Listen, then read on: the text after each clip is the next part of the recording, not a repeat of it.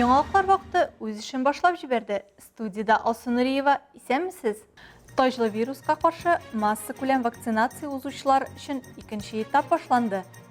Калабызның балалар китапханәсе мәдәни проект кысаларында. Татарстанның иң югары ноктасы булган Чатыртауда Россия элеме җилперди. 23 августта кичке 7-дә Казан-Оренбург юлында юл транспорт хәлакәте була. 22 яшьлек Лада Калина автомобилен йөртүче Казан ягыннан Оренбург шәһәре юнәлешендә барган вакытта куркынычсыз тизлек сайламый. Беренче мәгълүматлар буенча каршы як юл читен электре. Шуның нәтиҗәсендә транспорт чарасын каршы як полосага ата. Нәтиҗәдә ул Deonexi автомобиле белән бәрелешә. Бәрелештән соң Deonexi автомобиле кюветка төшеп, мотор отсегы яна башлый. Юл транспорт хәлакәте нәтиҗәсендә 2 машинаның да шоферлары Татнефть медсанчастьнең реанимация бүлегенә урнаштырылды. Әмма Лада Калина йөртүчесе соңрак вафат була. Аңа чаклы Әлмәт юлларында тагын 2 юл транспорт хәлакәте теркәлгән. Шуларның берсе Ленин урамындагы 15-нче номерлы йорт каршында була. 10-нчы модель автомобиль йөртүче Ленин урамы буенча Әминов урамы ягыннан Балакина урамына таба юл тота. Башлангыч мәгълүматлар буенча ул җәяүлеләр юлы аша узганда өстенлек бирми һәм җәяүлене бәрдерә. Юл транспорт хәлакәте нәтиҗәсендә 19 яшьлек җәяүлене медсанчастьнең кабул итү бүлмәсенә илтәләр һәм травматология бүлегенә озаталар. Шул ук көнне Шевченко урамындагы 25-нче йорт каршында тагын бер хәлакәт теркәлә. Мотоцикл йөртүче Шевченко урамы буенча Мәрҗәни урамы ягыннан Балакина урамына таба бара. Башлангыч мәгълүматларга караганда, ул куркынычсыз тизлеген сайламый һәм юлга чыккан этне бәрдерә. Идарәне югалтып, алда барган Chevrolet Aveo автомобиле белән бәрелешә. Нәтиҗәдә мотоцикл йөртүче Татнефть медсанчастьнең кабул итү бүлмәсенә китерелә һәм травматология бүлегенә озатыла.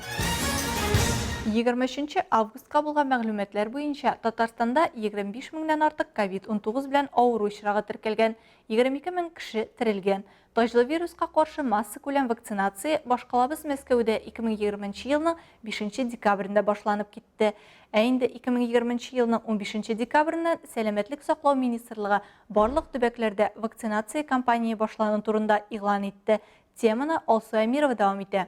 Безнең илдә Сәламәтлек саклау министрлыгы тарафыннан таҗлы вируска каршы 4 төрле вакцина рөхсәт ителгән. Бу вакциналарның эшләү принципы бер төрле. Препарат белән организмга CRCV2 коронавирусына максималь охшаш структуралы матдә кертелә һәм кеше организмында таҗлы вируска каршы антитәнчекләр эшли башлый. Билгеле булганча, вакцинация 2 этаптан тора. Аның арасы 21 көн. Ревакцинация – это поддержание поствакцинационного иммунитета. Ревакцинация – вакцина ясаганнан соң барлыкка килгән чиргә каршы иммунитетны саклау өчен кирәк. Ул беренче һәм икенче вакцинациянан соң ким дигәндә ярты ел узгач үткәрелә. Бүген Спутник Лайт белән прививка ясыйбыз. Ул бер мәртәбә генә ясала. Икенче вакцина ясатканнан соң ярты ел узуга медицина белгечләре ревакцинация узарга киңәш итә.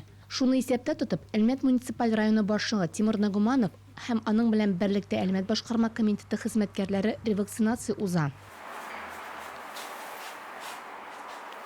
Ревакцинациядә шул ук вакциналар белән уздырыла. Беренче, икенче этапта кайсы вакцина ясалуы мөһим түгел. Мәсәлән, башта Спутник белән прививка ясалган булса, ревакцинацияны Ипивак белән үтәргә була. Ревакцинация алдыннан белгеч тикшерү уздыра.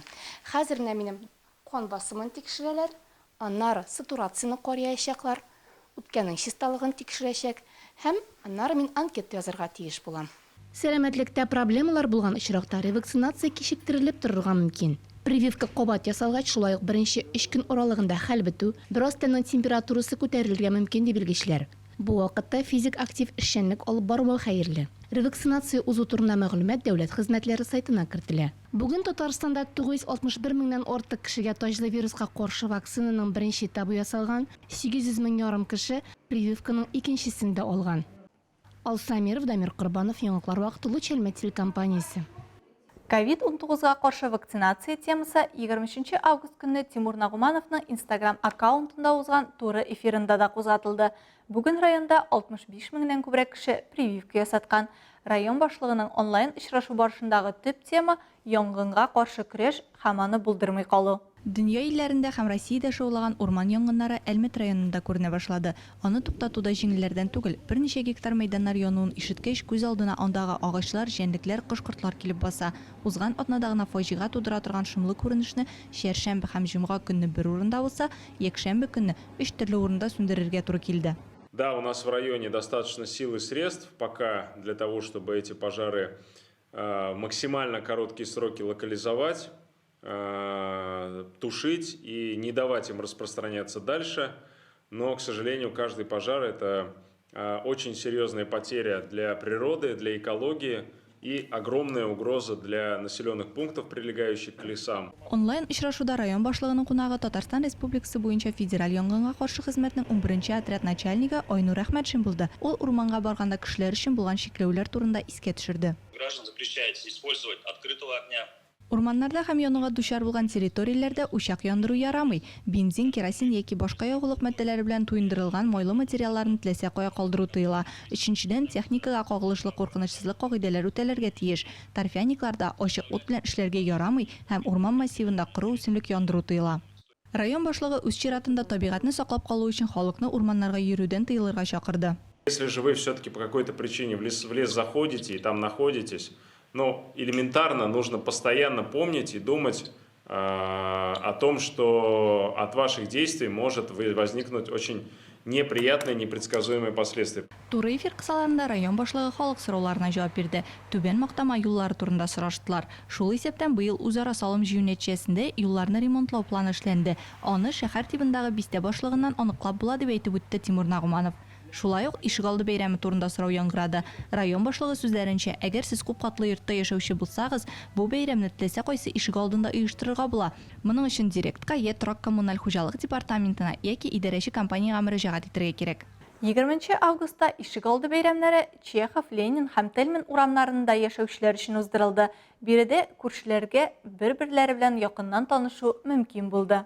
Бәйрәмнең дәрәҗәле кунаклары Татарстан Республикасының баш дәүләт торак инспекторы Сергей Крайнов һәм Татнефть компаниясе генераль директоры урынбасары Азат Яхфәров. Бәйрәм чарасы тантаналы өлештән башланды. Шәһәр башкарма комитеты җитәкчесе Айнур Исхаков иң актив әлмәтләргә лаеклы бүләкләр тапшырды.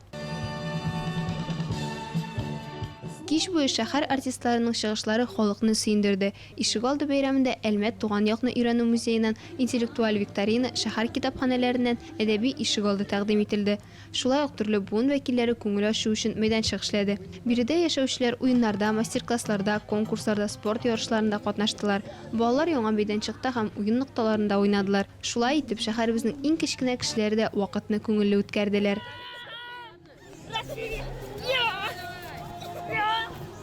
Мондый бәйрәмнәрдә күршеләр үз ишегалларының үзгәрүен генә бәяләп калмыйча, яхшы мөнәсәбәтләрне дә ныгыта. Бергәләп бии, җырлый һәм эштән соң ял итә ала. Пенсионерлар импровизацияләнгән сәхнәдә җырлар тыңладылар һәм концерт номерларын бик теләп карадылар.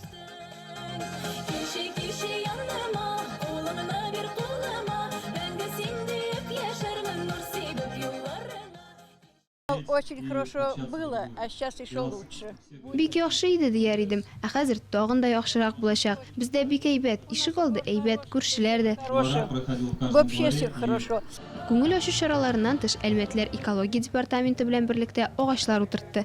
Һәр кеше Ишегалдын төзекләндерүгә үз өлешен кертте. Исегезгә төшерәбез, программаны гамәлгә ашыру чорында Әлмәт районында 532 Ишегалды төзекләндереләчәк. Агымдагы 2021 елда районда 93 Ишегалды төзекләндереләчәк. Лина Хасаншина, Милена Валеева, Дамир Курбанов, Яңалыклар вакыты, Луч Әлмәт телекомпаниясе. Әлмәт муниципаль районы китапханә фондында барлыгы 700 меңнән артык китап исәпләнә. Район буенча 41 китапханә эшләп килә. Шуларның 13-е калабызда урнашкан. Шул исәптән 4 балалар китапханәсе бар. Китапка балачактан мәхәббәт тәрбияләү максатыннан мәдәни мөхит проекты кысаларында шәһәребезнең Тельман урамында урнашкан балалар китапханәсендә һәр атна сайын кызыклы кичәләр оештырыла. Шундый бер кичәдә безнең иҗат төркеме дә булып кайтты. Әлмәт шәһәрендә яшәп иҗат итүче Лилия һәм Резда Фәрхетдинлар бүгін үзләренең иҗат имешләре белән балаларны таныштырдылар. Аларның әле уйнамаган «Өч алма» дигән яңа китаплары чыккан икән.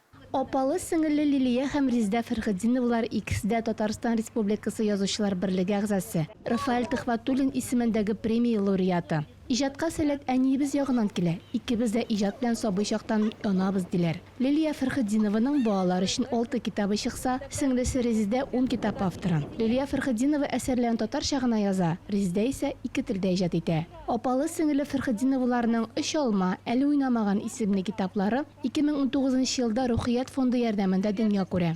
Ышылма деген китапка кирген тылсымлы кар йомарлама, Галям гизү деген әкиятләре буенча Әлмәт шәһәре балалары мультфильм ясап, республика күләм мультфест деген конкурсын заналь этабында җиңгәннәр. Biz үзебез балалар белән эшләгәч, без гел балаларга гына язабыз һәм менә улылар өчен китапларны укырлык ушул бәләкәй балалардан үстерәбез, шул улларны, әдәбият яратучы улларны үстерер өчен балаларны әдәбият яраттырырга кирәк дип уйлыйм, саныйм инде. Әдәби кичә вакытында язучылар табышмаклар укыдылар. Балалар шунда ук әкиятте дә уйнап алдылар. Бу балаларны әдәбиятка тартуның бер осталыгы.